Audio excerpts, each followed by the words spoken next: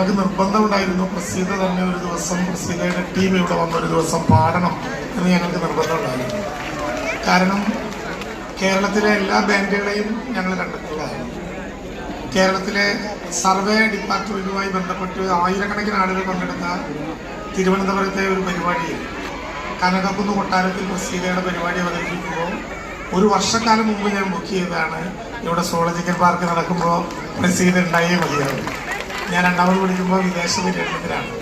എത്ര പര്യടനത്തിന് പോയാലും തൃശ്ശൂരിൻ്റെ ഈ പ്രിയപ്പെട്ട പുത്രി കേരളത്തിൽ മാത്രമല്ല ലോകത്ത് മലയാളികളും അല്ലാത്തവരുമുള്ള എല്ലാ നാടുകളിലും മലയാളത്തിൻ്റെ ഈ ഗീതങ്ങൾ എത്തിക്കുകയും ലോകത്തിനെ തൃശ്ശൂരിലേക്ക് കൊണ്ടുവരികയും ചെയ്ത മലയാളത്തിൻ്റെ പ്രിയപ്പെട്ട കലാകാരി, സമൂഹത്തിൻ്റെ ഓരങ്ങളിലേക്ക് മാറ്റി നിർത്തപ്പെടുന്ന ജനതയുടെ വികാരങ്ങളും അക്ഷരങ്ങളും ശബ്ദത്തിലൂടെ പൊതുസമൂഹത്തിൻ്റെ മുമ്പിൽ കൊണ്ടുവന്ന് നമ്മളെ ഉജ്ജ്വലരാക്കിയ 2-3 മണിക്കൂർ അക്ഷരാർത്ഥത്തിൽ ഈ ജനക്കൂട്ടത്തെ ആവേശഭരിതയാക്കിയിട്ടുള്ള പ്രസീതയ്ക്ക് മാത്രമല്ല പ്രസീതയുടെ ടീം അതിഗംഭീരമായ പെർഫോമൻസ്.